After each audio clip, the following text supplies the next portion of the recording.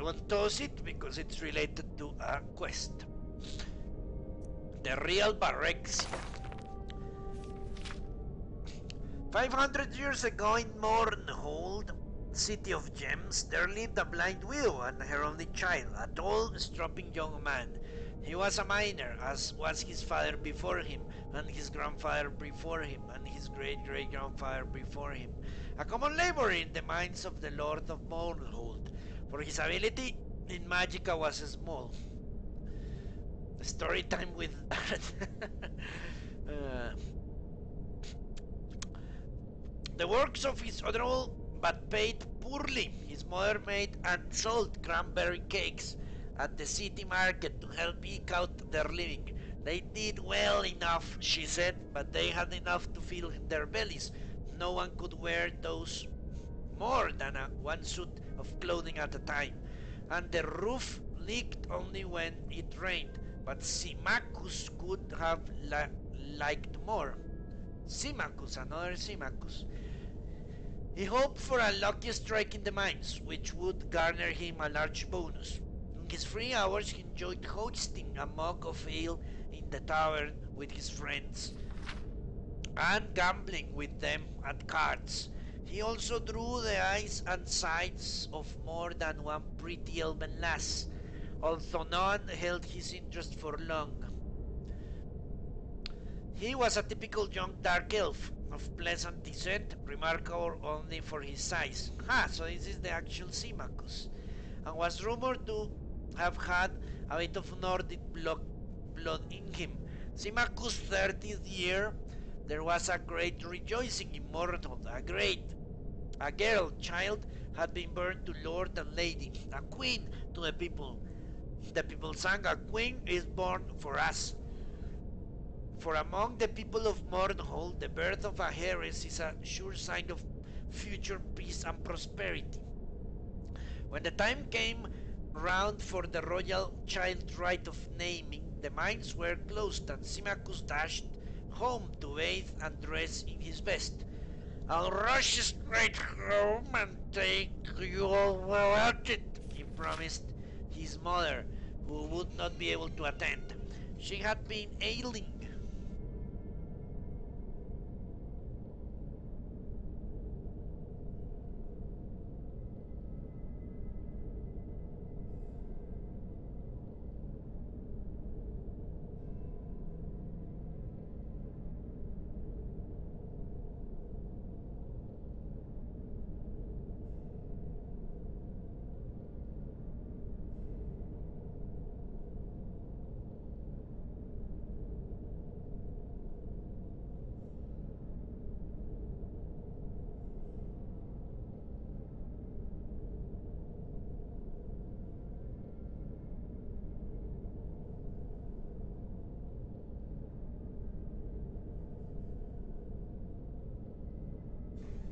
Alright. Where was I? I'm being blind. She would be unable to see anything anyway. My son! Before you go, fetch me a priest or a healer, else I may pass from the mortal plane ere you return. Symmachus crossed to her pallet once and noted anxiously that her forehead was very hot and her breathing shallow. He pried loose a slat of the wooden floor, and under which their small board hoard of savings was kept. There wasn't nearly enough to pay a priest for healing. He would have to give what they had and owe the rest. Symmachus snatched up his cloak and buried it away. The streets were full of folk hurrying to the sacred grove, but the temples were locked and barred, closed for the ceremony, read all the signs. Symmachus elbowed his way through the mob and managed to overtake a brown-robed priest. "After the rite, brother," the priest said. "If you have the gold, I shall gladly attend to you, mother. My lord has bidden all clerics attend, and I for one have no wish to offend him." "My mother desperately will. Surely my lord will not miss one lonely priest. Yeah, of course, insulting the priest is the way to go.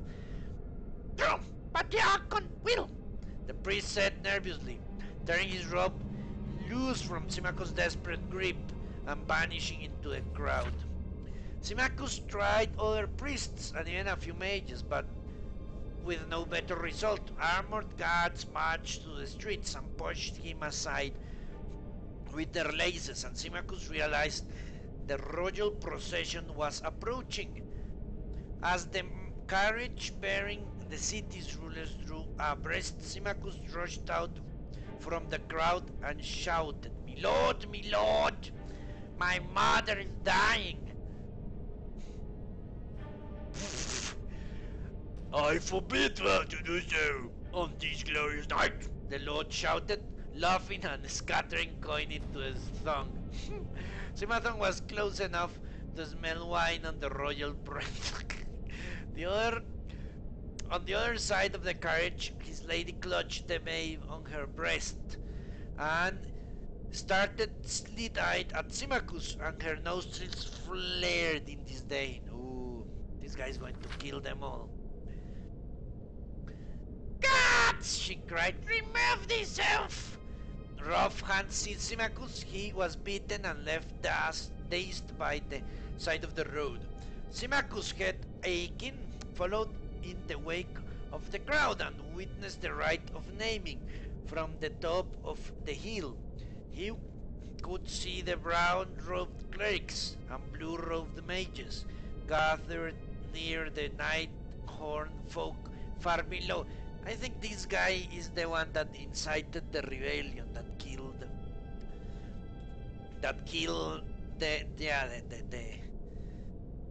the family of Barenziah.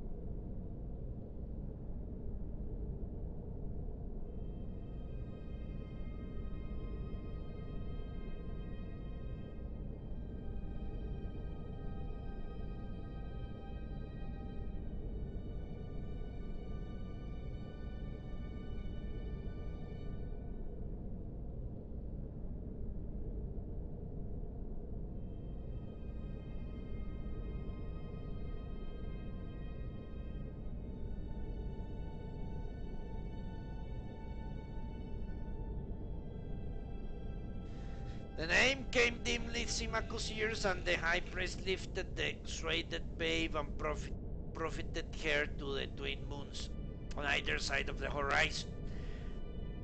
June rising, June setting. June rising, June setting. "Behold, Lady Barenziah, born to the land of Mornvunskar! Grant her thy blessings and thy counsel, ye kings, that she may ever rule well over Monghorn, its ken, and its will, and its kith, and its ilk." Bless her, all the people intoned, along with their lord and lady, hands upraised. Only Symmachus stood silent, head bowed, knowing in his heart that his dear mother was gone. And in silence he swore a mighty oath that he should be his lord's bane, and in vengeance for his mother's needless death, the child Barenziah he should have for his own bride, and that his mother grandchildren should be born to rule over Monghorn. There is more. Holy shit. After the ceremony, he watched impositively as the royal procession returned to the palace. He saw the priest to whom he had first spoken. The man came gladly enough now in return for the gold Symmachus had, and a promise of more afterwards. The first victim of Symmachus, they found his mother dead, The priest sighed and took the pouch of coins anyway. I'm I'm sorry, brother. It's all right. You can forget the rest of the gold. There ought to... There's aught I can do here. Likely. Give me back my money, Symmachus snarled. You have done naught to earn it. He lifted his right arm threateningly. The priest backed away, about to utter a curse, but Symmachus struck him across the face before more than 3 words had left his mouth. He went down heavily, striking his head sharply in one of the stones that formed the fire pit. He died instantly. Symmachus snatched up the gold and fled the city. As he ran, he muttered one word over and over like a sorcerer's chant. Barenziah! Barenziah! Barenziah! He stood on one of the balconies of the palace, staring down at the courtyard, while soldiers milled, dancing in their armor. Presently, they formed into ordered ranks and cheered as her parents, the lord and lady, emerged from the palace, clad from head to toe in ebony armor, long purple dried fur cloaks flowing behind. Splendidly caparisoned, shining black horses were brought for them, and they mounted and rode in the courtyard greats and turned to salute her. Barenziah! Barenziah, beloved, farewell! The little girl blinked back tears. This is when she was going to... No. No, it was Symmachus that discovered her in the ruins, and then gave her to the Nords. I don't remember exactly well. The little girl blinked tears and waved back bravely. Her favorite stuffed animal, a grey wolf cub he called Wolfen, clutched to her breast with the other. He had never been parted from her parents before and had no idea what it meant, save that there was war in the west and the name Tiber Septim was on everyone's lips, spoken in hate and dread. Barenziah, the soldiers cried, lifting their lances and swords and bows. Then her dear parents turned and rode away, knights trailing in their wake, until the courtyard was nearly emptied. Sometime after came a day when Barenziah was shaken awake by her nurse, dressed hurriedly, and burned from the palace.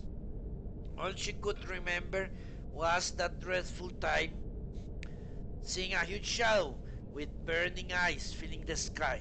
She was passed from hand to hand. Foreign soldiers appeared, disappeared, and sometimes reappeared.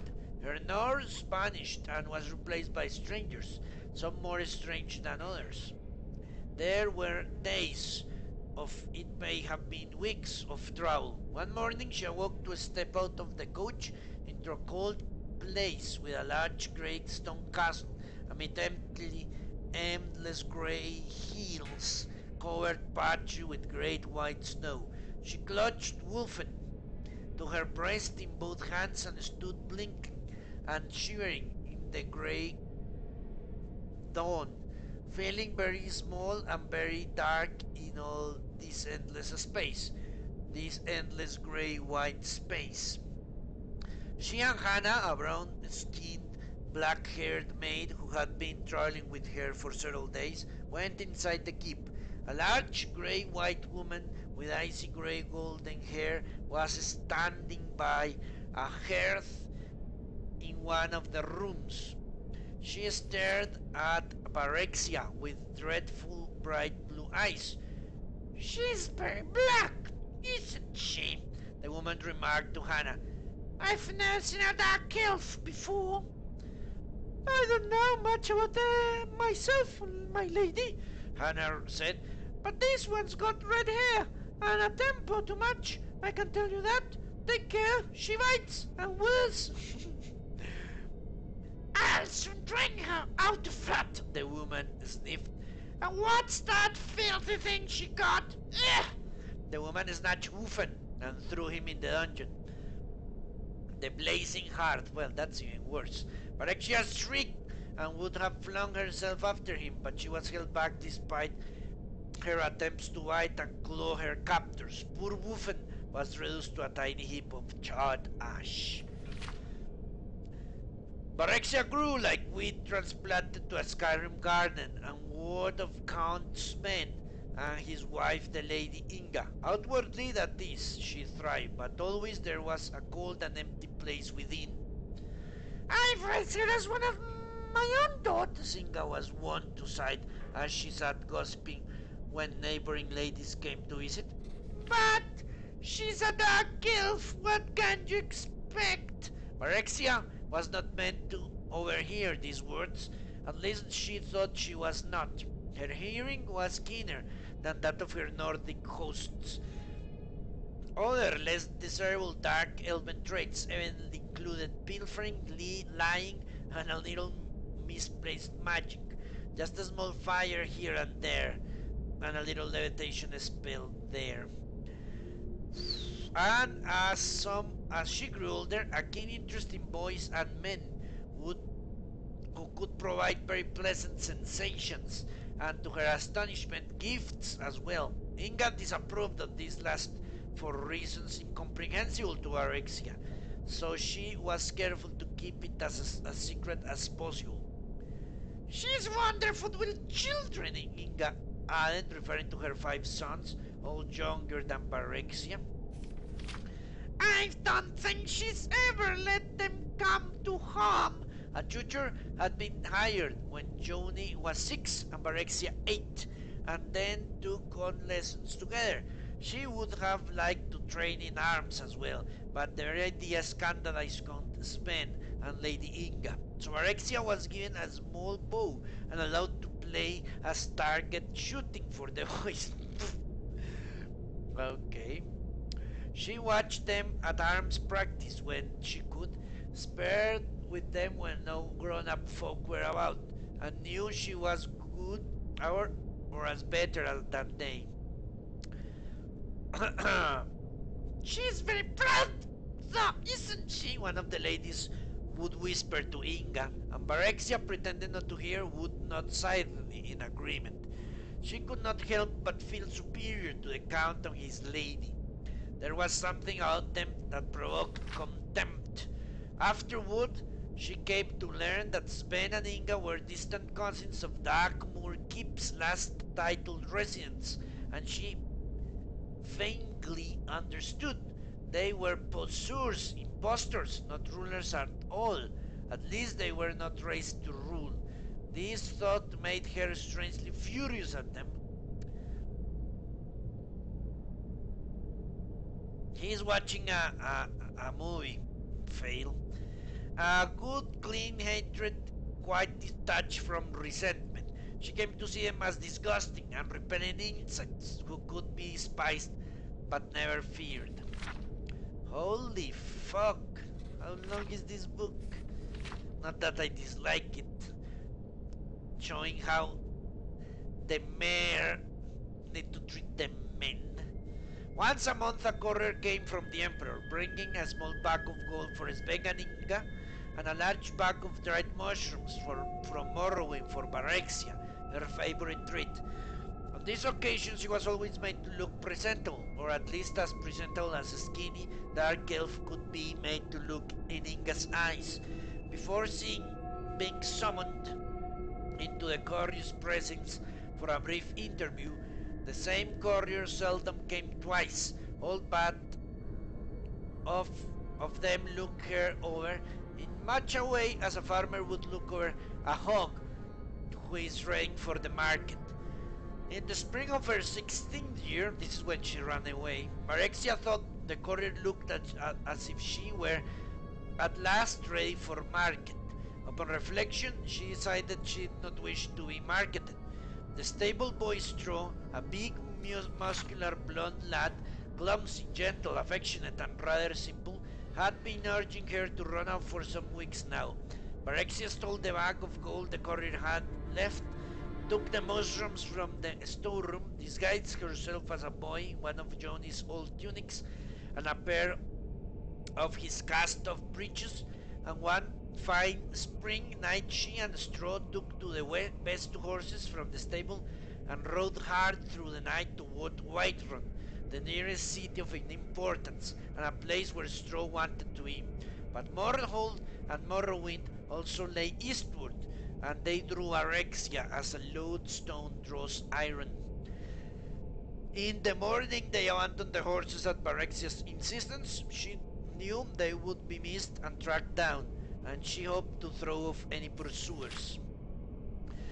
They continued on foot until late afternoon, keeping to the side roads, and slept for several hours in an abandoned hut.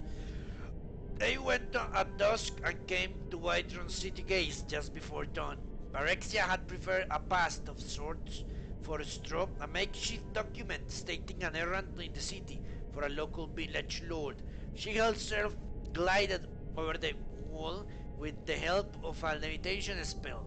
She had reasoned correctly, as it turned out, that by now the gate guards would have been alerted to keep an eye for a young dark elven girl and a Nordic boat traveling together.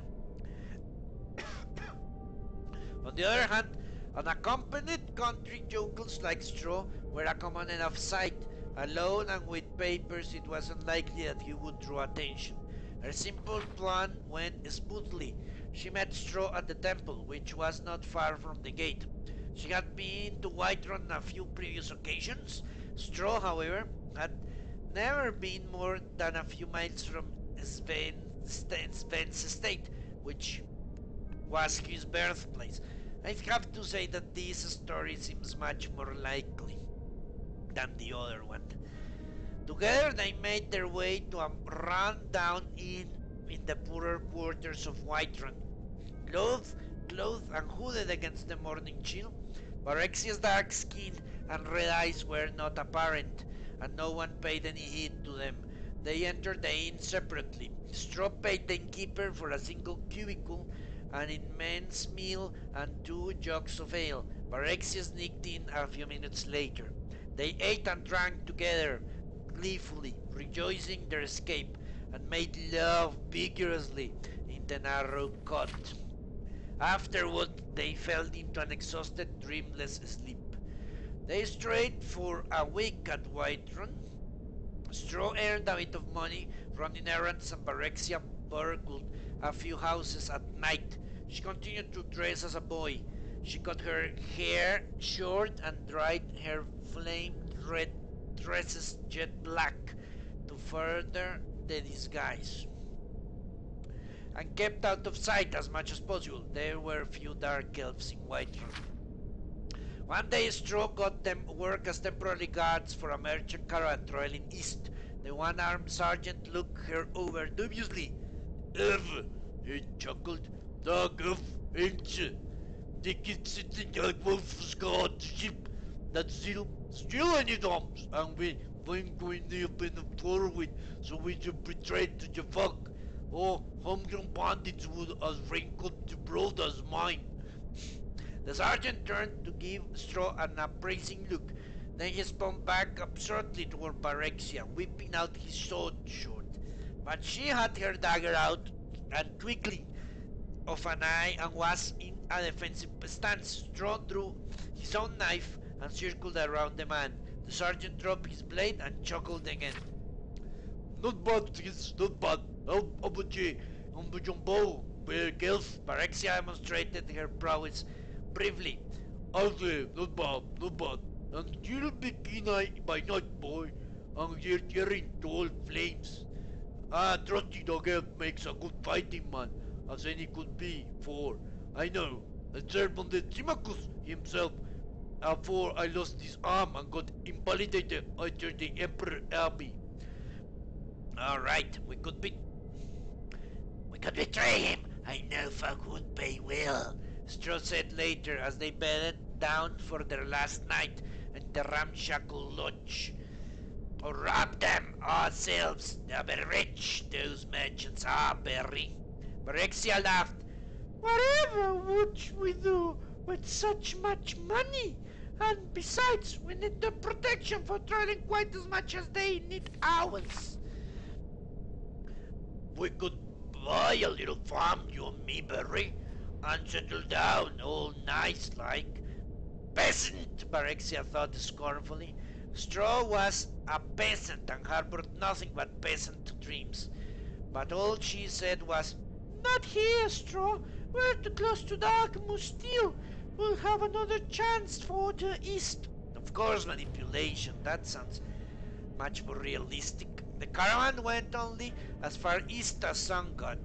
The Emperor Tiber Septim I had done much in the way of building relatively safe and regularly patrolled highways, but the tolls were steep, and this particular caravan kept the side roads as much as possible to avoid them. This exposed them to the hazards of wayside rovers, both human and orcsist, roving brigand bands of various races, but such were the perils of trade and profit. They had two such encounters before reaching Songad, an ambush which Barenziah keen ears warned them in plenty of time for them to circle about and surprise their lurkers, and a night attack by a mixed band of caged humans and wood elves. The latter were a skilled band, and even Barenziah did not hear them sneaking up in time to give much of warning. This time the fighting was fierce. The attackers were driven off, but two of the caravan's other guards were slain, and struck a nasty cut in his thigh before he and Barenziah managed to gash his caged assailant's throat.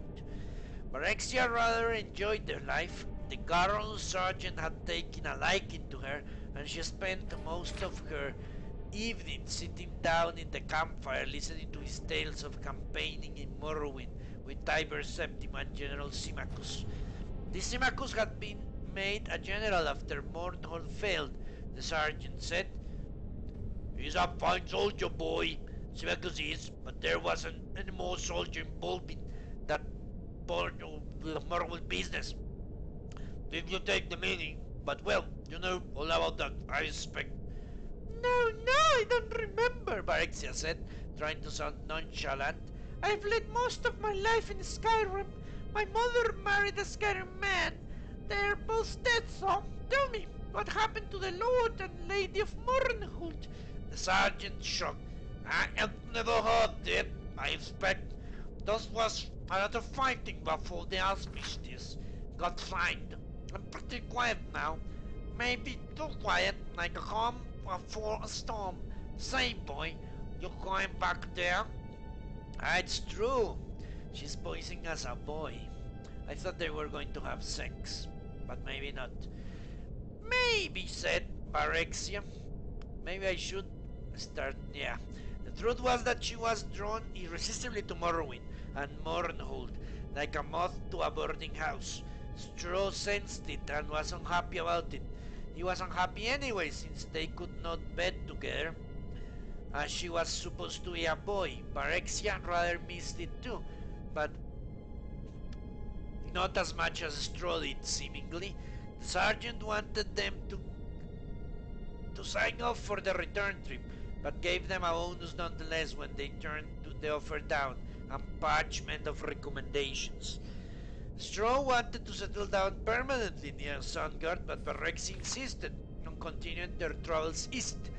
I am the Queen of Mornhult by rights, she said, unsure whether it was true, or it was just a daydream she had made up as a lost, bewildered child.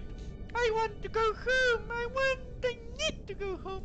That at least was true. After a few weeks, they managed to get places in another caravan heading east. By early winter, they were at Riften and nearing the Morrowind border, but the weather had grown severe as the days passed, and they were told no merchant caravans would be setting forth till mid-spring. Okay, I need to go and get something to drink because my throat is really sore. Give me a moment, please.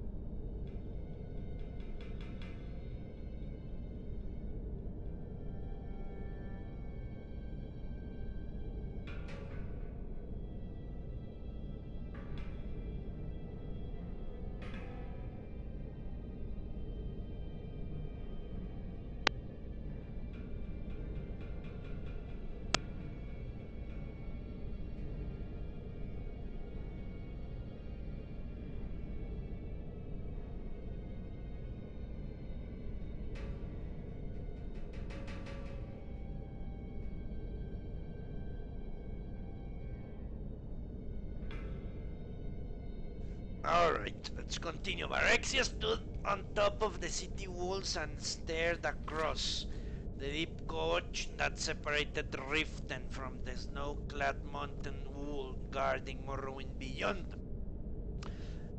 Barry, said Straw gently, Morrowind a long way off yet. Nearly as far as we have come already, and the lands between are wild, full of wolves and bandits and orcs and still worse creatures. We'll have to wait for spring. There is still Silver Tower, Barry said, referring to the dark elven township that had grown up and around an ancient minaret guarding the border between Skyrim and Morrowind. The bridge gods won't let me cross, Barry. They're crack Imperial troops. They can't be bribed. If you go alone. I won't try and stop you. But what will you do? Silgrove Tower is full of Imperial soldiers. Will you become a washing woman for them? Or a camp follower? No, Barenziah said slowly and thoughtfully. Actually, the idea was not entirely unappealing. She was sure she could earn a modest living by sleeping with the soldiers. She had a few adventures of that sort as they crossed the Skyrim, when she had dressed as a woman and slipped away from Straw. She had only been looking for a bit of variety. Straw was sweet but dull. She had been startled but extremely pleased when the men she picked up offered her money afterward. Straw had been unhappy about it, though, and would shout for a while and then sulk for days afterward if she caught her at it. She was quite jealous. He would even threaten to leave her, not that he ever did or could. But the Imperial Guards were a tough and brutal lot by all accounts, and Barenziah had heard some very ugly stories during their treks. The ugliest of them by far had come from the lips of ex-army veterans around the caravan campfire, and were proudly recounted. They've been trying to shock her and Straw, she realized, but she also comprehended that there was some truth behind the wild tales. Straw hated that kind of dirty talk and hated it more that she had to hear it, but there was a part of him that was fascinated nevertheless. Barenziah sensed this and had encouraged Straw to seek out other women, but he said he didn't want anyone else but her.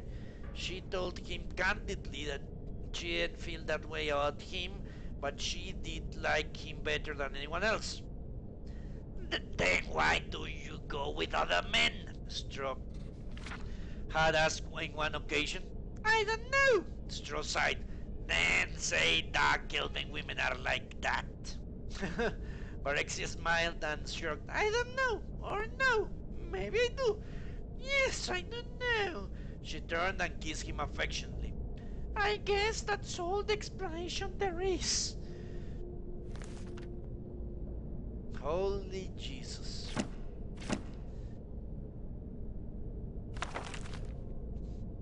The Real Barenziah, Volume 2.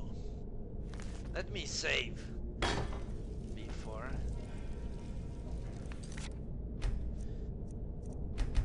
Because I've been doing this for quite a while now. Don't want to.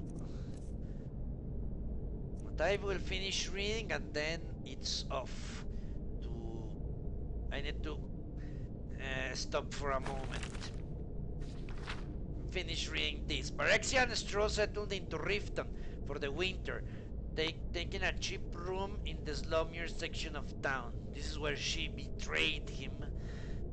Barenziah wanted to join the Thieves Guild, knowing there would be trouble. Fine. Questing later today, because I need to go and carry some things. Help carry some things. Right now I'm going to read only. I'm going to take a break and then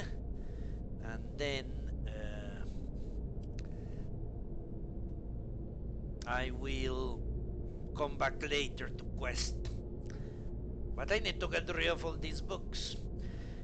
Knowing there would be trouble if she were caught freelancing, one day in barroom she caught the eye of a known member of the guild, a bold young Khajiit named Theris. She offered to bet him if he would sponsor her membership. He looked her over, grinning, and agreed, but said she'd still have to pass an initiation. What sort of initiation? Oh, pay up fast, sweetness. This passage has been censored by order of the temple. Okay. Straw was going to kill her. Or maybe Theris too. What in Tamriel had possessed her to do such a thing? What? Okay. She cast an apprehensive look around the room, but the other patrons had lost interest and gone back to their own business. She did not recognize any of them. This wasn't even the inn where she and Straw were staying. With luck, it would be a while or never before Straw found out. I guess public sex? Theris was by far the most exciting and attractive man she had ever met. He not only had told her of the skills she needed to become a member of the Thieves Guild, but also trained her in them himself or else introduced her to people who could. Among these was a woman who knew something about magic. Katisha was a plump and matronly North. She was married to a smith, had 2 teenage children, was perfectly ordinary.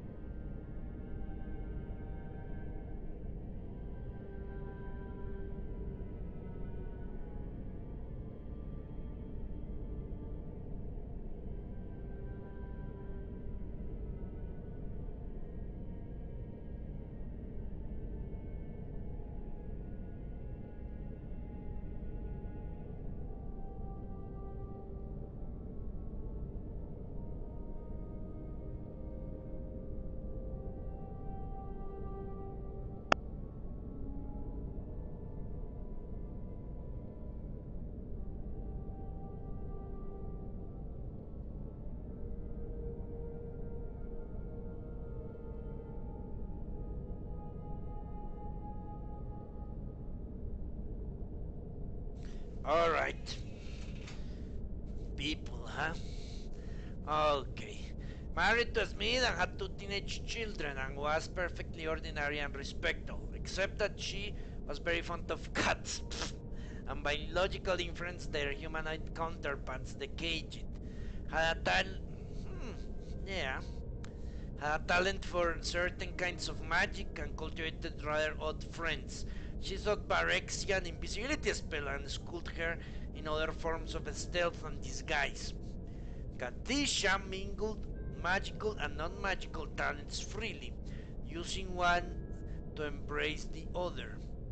She was not a member of the Thieves Guild, but was fond of Theris in a motherly sort of way. Barenziah as warmed to her and she never had to ward any woman, and over the next few years she told Katisha about herself.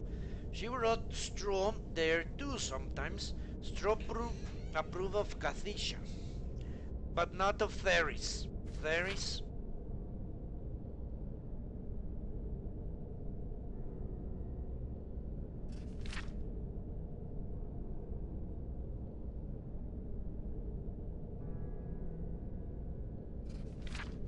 Theris thought interesting and suggested Barenziah that they arrange what they called a threesome.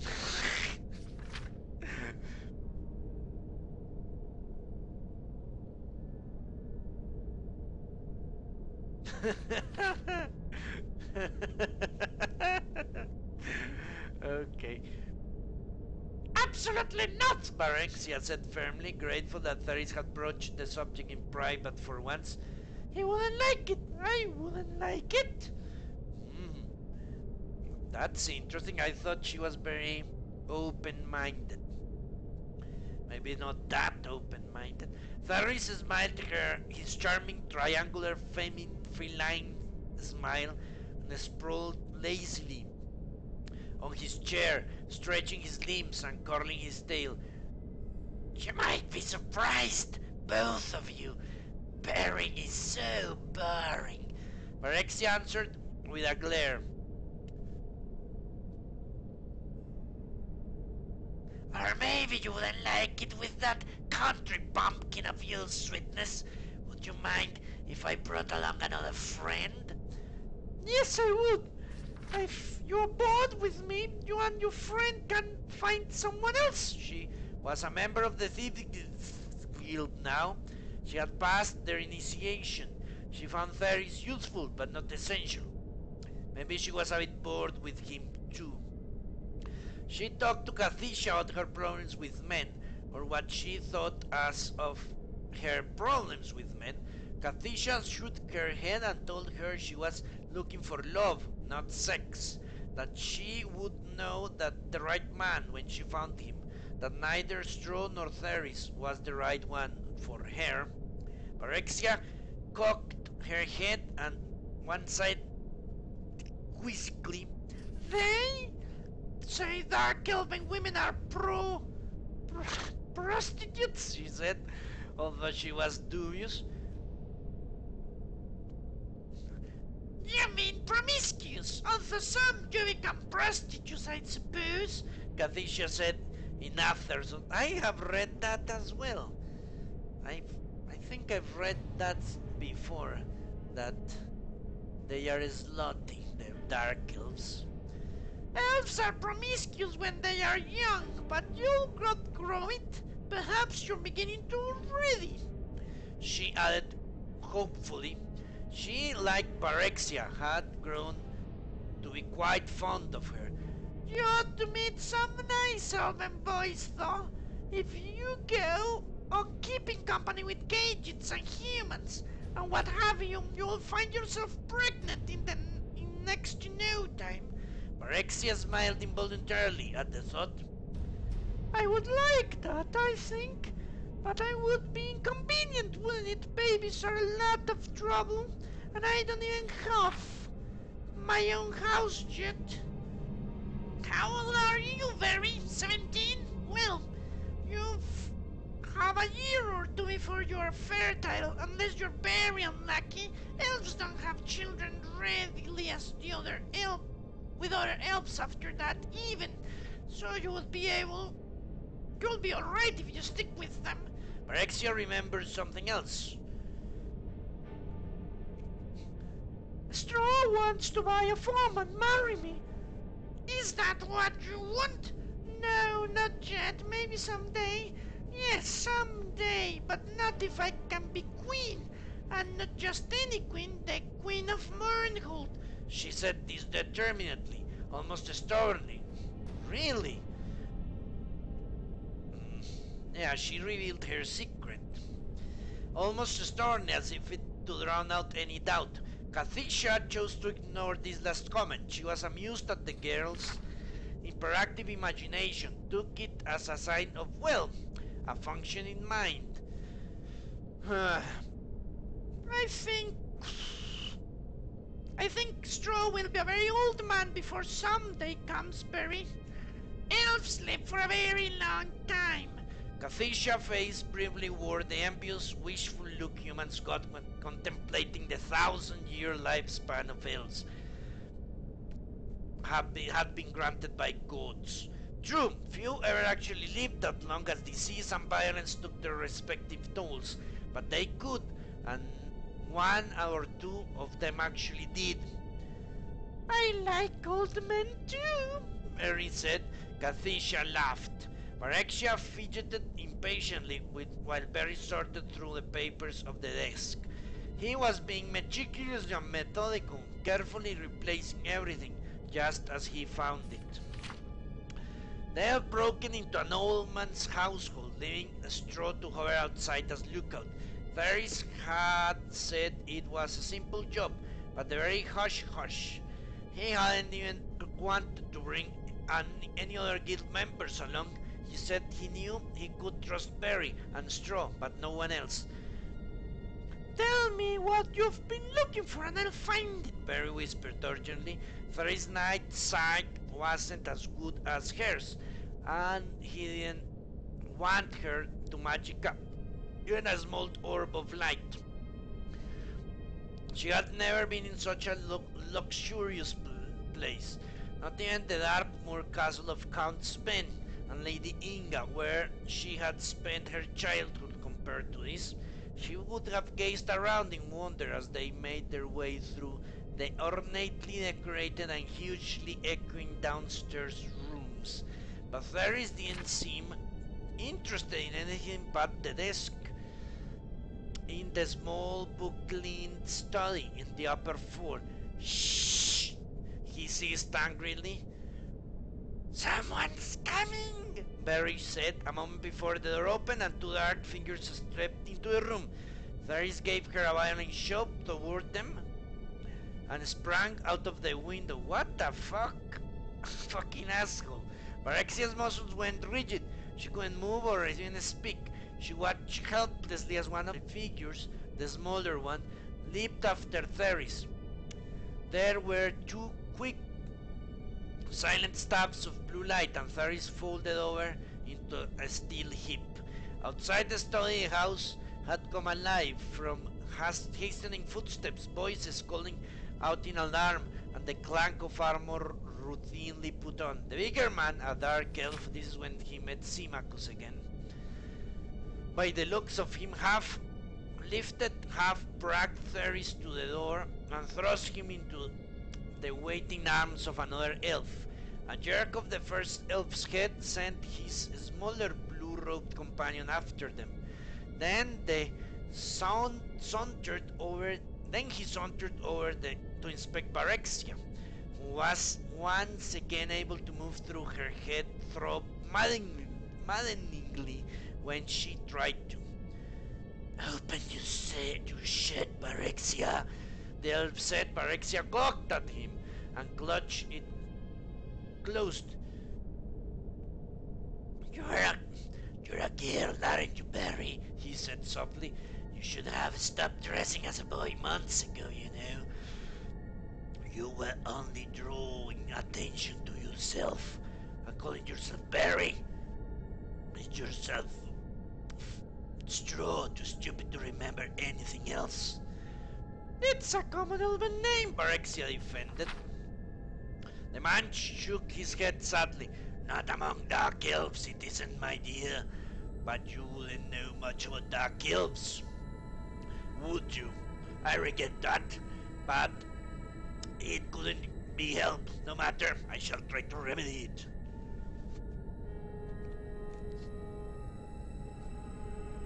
Who are you? Demanded Barenziah. Hey, too much for fame. The man shrugged, smiling wildly. I am Symmachus, milady Barenziah, General Symmachus of His Awesome and Terrible Majesty Tiber Septim's Imperial Army. And I must say, it is a merry chase you've led me through, Tamriel, or this part of it anyway. Although I guessed, and guessed correctly, that you would head for Morrowind eventually. You had a bit of luck. A body was found in Whiterun that was thought to be Straw's. So, We stopped looking for the pair of you. That was careless of me, yet I would not have thought you would have stayed together for this long.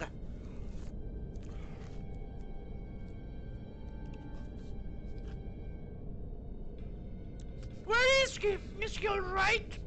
She asked in genuine trepidation. Oh, he's fine for now. In custody, of course. He turned away.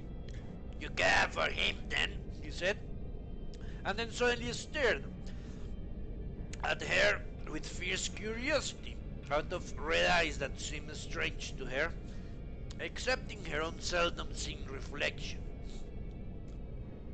He is my friend, Barenziah said. The words came out in a tone that sounded dull and hopeless to her own ears. Symmachus, a general in the Imperial Army, no less, said to have the friendship and ears of Tiber-Septim himself. Hey, you seem to have several unsuitable friends, if you will forgive my saying so, my lady. Stop calling me that! She was irritated at the general's seemingly sarcasm, but he only smiled. As they talked, the bustle and flurry of the house died away.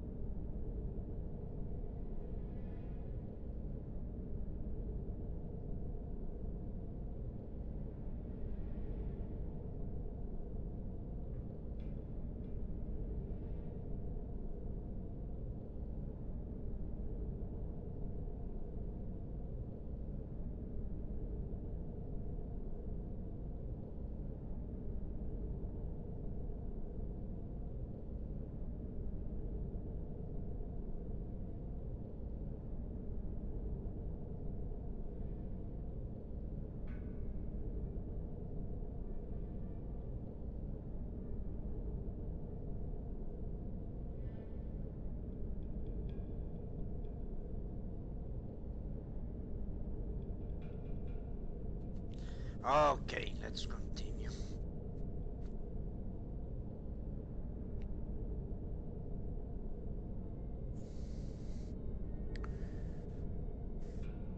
As they talked, the chick was still here, people, presumably residents, whispering together not far off. The tall elf perched himself on a corner of the desk. He seemed quite relaxed and prepared to stay a while. Then it occurred to her, several unsuitable friends had, he said.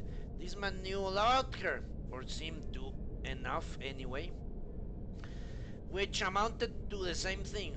What is going to happen to him? To me? Oh, as you know, this house belongs to the commander of the Imperial troops in this area, which means to say that it belongs to me. Barenziah gasped and Symmachus looked sharply. What? You didn't know? Why? You so rash, my lady. Even for 17, you must always know what it is you do, or get yourself into. But the guild wouldn't have... Barenziah was trembling. The Thieves' Guild would have never attempted a mission that crossed the Imperial policy. No one dared oppose Tiber-Septim, at least no one she knew. Everyone at the guild had bungled badly, and now she was going to pay for it. I dare say it is unlikely that Theris had guild approval for this. In fact, I wonder... Yeah, I thought the same thing. Symmachus examined the desk carefully, pulling out drawers. He selected one and placed it on top of the desk, and removed a false bottom. There was a folded sheet of parchment inside, It seemed to be a map of some sort. Barenziah edged closer. Symmachus held it away from her, laughing. Rash indeed! He glanced over it, he folded and replaced it. You advised me a moment ago to seek after knowledge. So I did. Suddenly he seemed to be in high good humor. We must be going, my dear lady. He shepherded her to the door, down the stairs and out the night air. No one was about. Barenziah's eyes darted toward the shadows. She wondered if she could outrun him or elude him somehow. You're not thinking of attempting to escape, are you? Hey, don't you want to hear first what my plans for you are? She thought that he sounded a bit hurt. Now that you mention it, yes. Perhaps you would rather hear about your friends first? No. She looked gratified at this. It was evidently the answer he wanted. Though thought Barenziah, but it was also the truth. While she was concerned for her friends, especially Straw, she was far more concerned for herself. So she actually didn't betray them out of a sense of duty. Okay. You will take your place as the rightful queen of Mornhold. Symmachus explained that this had been his and Tiber Septim's plan for hell all along, that Mornhold, which had been under military rule for the dozen or so years since she had been away, was gradually to be returned to civilian government until the Empire's guidance, of course, and as part of the Imperial province of Morrowind. But why was I sent to Darkmoor? Barenziah asked, hardly believing anything she had just been told. For safekeeping, naturally. Why did you run away? Barenziah shrugged. I saw no reason to stay. I should have been told. You would have been told by now. I had in fact sent for you to be removed to Imperial City to spend some time as part of the Emperor's household. But of course you had, shall we say, absconded by then. As for your destiny, it should be and should have been quite obvious to you. Tiber Septim does not keep those he has no use for. And what else could you be that would be of use to him? I know nothing of him, nor for that matter of you. Then know this, Tiber Septim rewards friends and foes alike according to their deserts. Barenziah chewed on that for a few moments. Straw has deserved well of me and has never done anyone any harm. He's not a member of the Thieves Guild. He came along to protect me. He earns our keep by running errands. And he... Symmachus waved her impatiently to silence. Hey, I know about Straw, he said, and about fairies. He stared to her intently. So, what would you? She took a deep breath. Straw wants a little farm.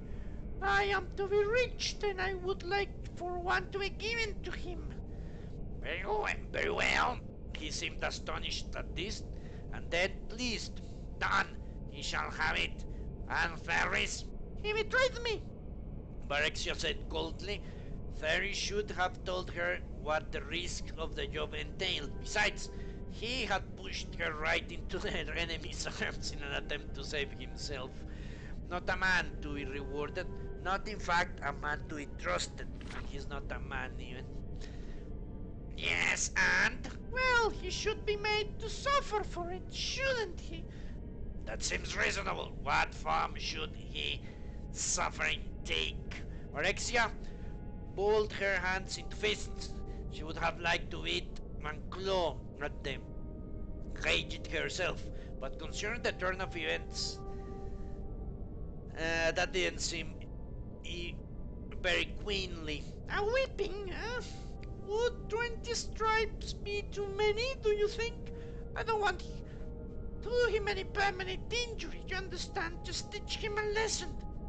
Aye, of course, Symmachus grinned at this. Then his features suddenly set and became serious. I shall be done, your highness, my lady Queen Barenziah of Monhold. Then he bowed to her, a sweeping, courtly, ridiculously wonderful bow. Barenziah heard lip. This is a huge fucking book, holy Jesus. She spent 2 days at Symmachus' apartment, during which she was kept very busy. There was a dark elven woman named Trelian who saw to her needs, although she did not exactly seem a servant since she took her meals with them, nor did she seem to be Symmachus' wife or lover. Trelian looked amused when Barenziah asked her about it. She simply said she was in the general's employ and did whatever was asked of her. Trelian's assistants, several fine gowns and pairs of shoes were with Trelian's assistants were ordered for her, plus a riding habit and boots, along with other small necessities. Barenziah was given a room to herself. Symmachus was out of a great deal. Was out a great deal? What? She saw him at most mealtimes, but he said little about himself or what he had been doing. He was cordial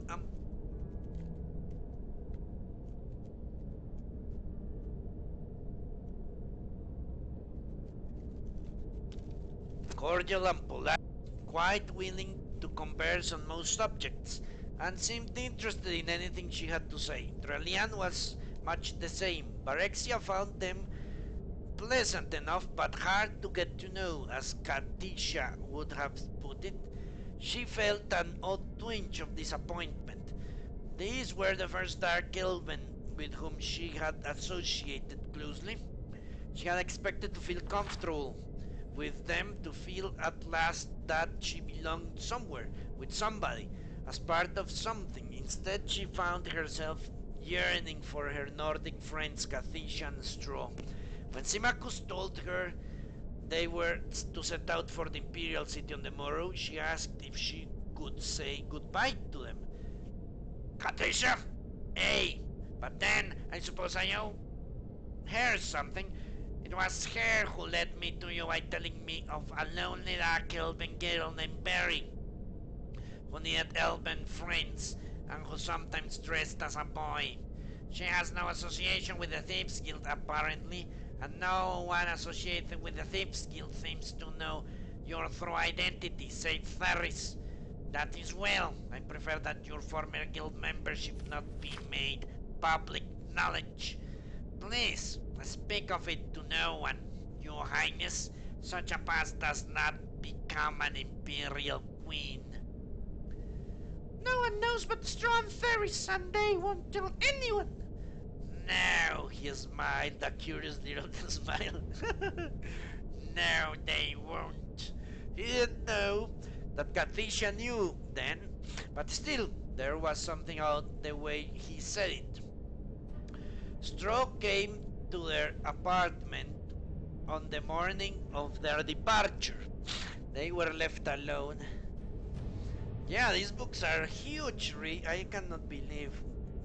These Barenziah books are almost like real chapters of a book. They are really long, but interesting. Uh, They were left alone in the salon, although Barenziah knew that other elves were within earshot. He looked drawn and pale. They hugged one another silently for a few minutes. Strong shoulders were shaking and tears were rolling down his cheeks. But he said nothing. Barenziah tried a smile. So we both get what we want, eh? I'm to be Queen of Mornhold, and you will be the lord of your own farmstead. She took his hand, smiled at him, and warmly and genuinely. Well, she was a bit naive, wasn't she? I'll write to you, Straw, I promise. You must find a scribe so you can write to me too. Straw shook his head sadly. When Barexia persisted, he opened his mouth and pointed at it, making inarticulate noises. He didn't have a tongue.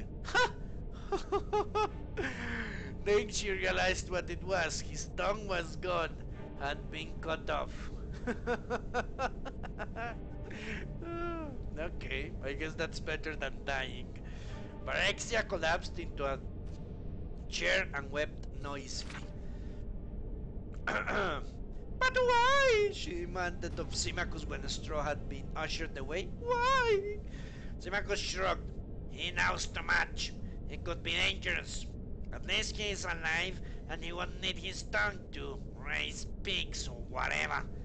I hate you! Barexia screamed at him, then abruptly doubled over and vomited on the floor. She continued to revile him between intermittent bouts of nausea.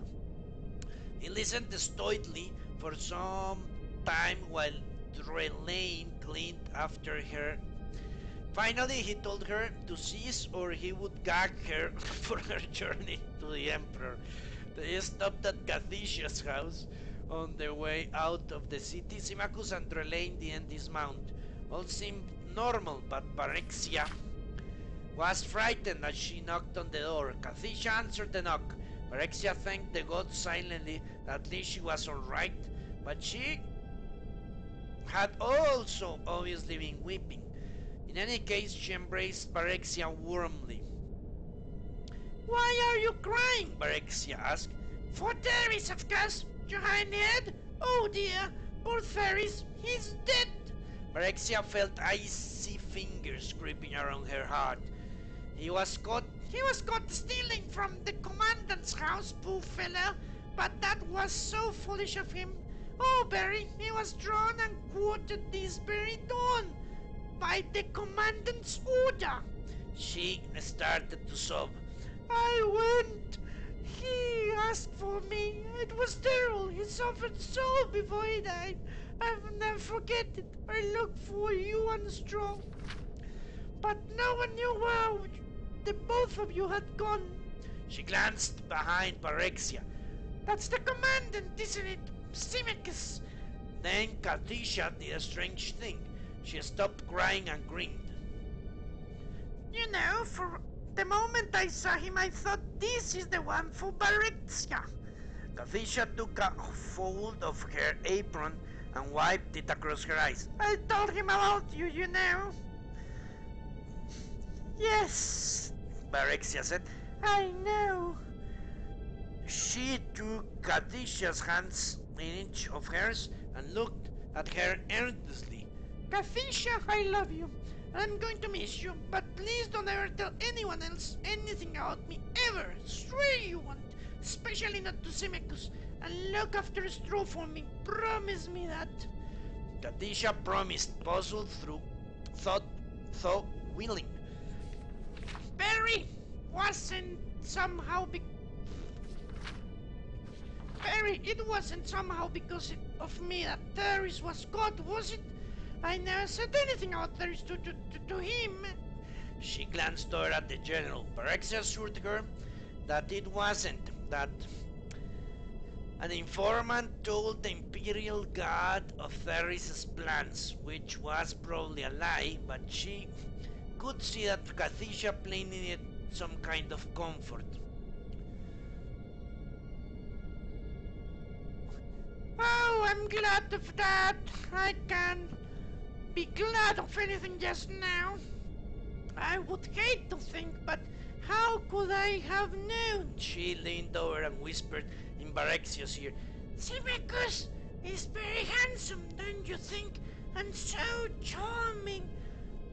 I wouldn't say I will know about that, Barexia said dryly. I haven't really thought about it. There have been other things to think about. She explained hurriedly about being Queen of Mornhold and going to live in the Imperial City for a while. He was looking for me, that's all. On orders from the Emperor, I was the object of a quest, nothing more than some sort of a goal. I don't think he thinks of me as a woman at all. He said I didn't look like like a boy, so. She added in a face that she added in the face of Katisha's incredulity. Katisha knew that Barenziah evaluated every male she met in terms of sexual desirability and availability. I suppose it's the shocks of finding out that I really am a queen, she added, and Katisha agreed that yes, that's true. That must have been something of a shock, although there was no likelihood of her experiencing it firsthand. She smiled. Barenziah smiled with her. Then they hugged again, tearfully for the last time. She never saw Katisha again. Holy Jesus. I don't even want to know how many pages I have left. Orestro, the party left Rifton, by the Great Southern Gate. Once through, Symmachus tapped her shoulder and pointed back at the portals. I thought you might want to say goodbye to Theris too, your highness, he said. I wonder if this guy is going to make himself be hated by her and then force her to marry him, and then he will treat her like shit. Maybe. And then Barenziah will foment rebellion and get him killed. Maybe he... yeah. Maybe he tells her or something about how it was his fault that her parents died. And she tries to repay with the same coin. Who knows? Barenziah stirred briefly, that stayed at the head impaled in a spike above the gate. The birds had been at it, but the face was still recognizable. I don't think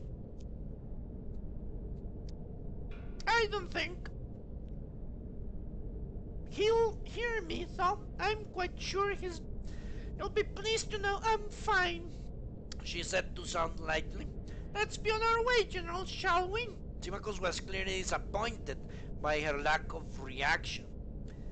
Hey, you heard of this from your friend Katisha, I suppose? You suppose correctly. She attended execution, Barenziah said casually. If he didn't know already, he would find out soon enough. She was sure of that. Did she know Theris belonged to the guild? She shrugged. Everyone knew that. It's only lower-ranking members like me who are supposed to keep their membership secret. The ones higher up are well known. She turned to smile ugly at him.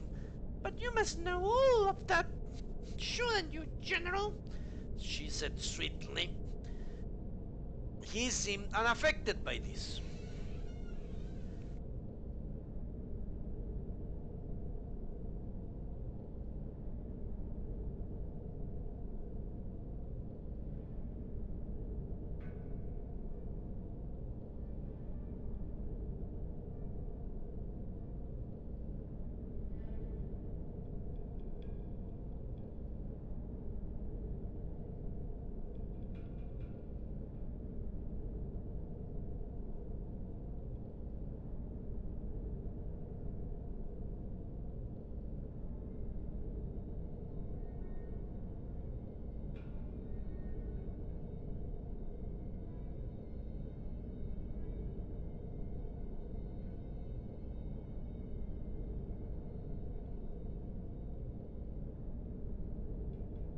I'm going to finish this book and then I'll postpone reading the rest of them for weeks.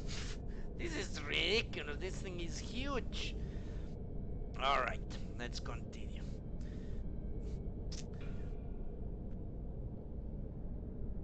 He seemed unaffected by this. So, you told her who you were and whence you came, but not about the guild? The guild membership was not my secret to tell. The other was, there's a difference. Besides, Kathisha is a very honest woman. Had I told her, I would have lessened me in her eyes. She was always after Theris to take up a more honest line of work. I value her good opinion.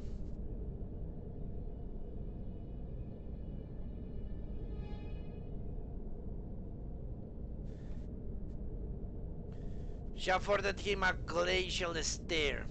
Not that it's any of concern of use, but do you know what else she thought? She thought I would be happier if I settled down with just one man, one of my own race, with all the right qualities, one of my own race with all the right qualities who knows to say all the right things. You, in fact. She grabbed the reins preparatorily to assuming a brisker pace, but not without sinking one final irresistible bard. Isn't it odd how wishes come true sometimes, but not in the way you want them to? Or maybe I should say not in the way you would ever want them to? His answer so took her by surprise that she quite forgot about cantering off. Yes, very odd, he replied, and his tone matched his words exactly. He then excused himself and fell behind. She held her head high and urged her mount onward, trying to look unimpressed. Now,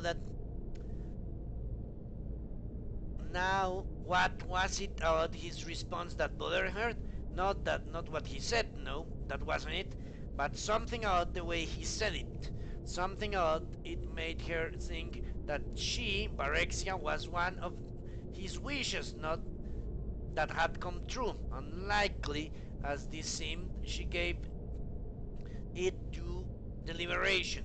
She had found her at last, after months of searching, it seemed, under pressure from the Emperor, no doubt, so his wish had... that must be it. But in a way, apparently, not altogether to his liking. Ha! Fucking yes. The book ended. Let me see how long this one is. I'm not going to read, I just want to know. These books are huge compared to... Look at this. Holy crap. The saddest thing is that some pages end... Look at this page. You think, it is done. No, next page. It's fucking bullshit. Look at that. Why do I leave blank pages? Just to tease you. This is a huge series. Alright, but that's it for the moment. When I come back, I will do quests. And I will leave these books for a few weeks from now. Let them be consumed by the flames. Look at all the books I read. Holy crap. I had a library on my back. Okay, let's give them back to him. I'm right behind you.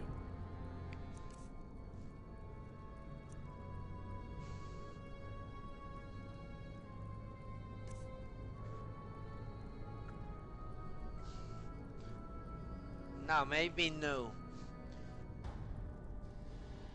This one, but it will crash, I know. Yeah, the whole stream was rigged. I'll follow. I think the game will crash, but if it does, I want to give... What? Still here. If it does, it will be appropriate. Yeah, I saved. Let me Let's make get going sure then. I saved.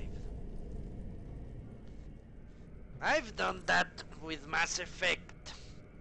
I spent the whole streams just reading the secondary codex and the primary codex in Mass Effect. Because I like lore. And the only way to learn lore is to read. And it does crash. Okay. So thank you very much for watching. And I hope I'll see you later today when we continue our journey. Until then, long live the Dominion. Goodbye.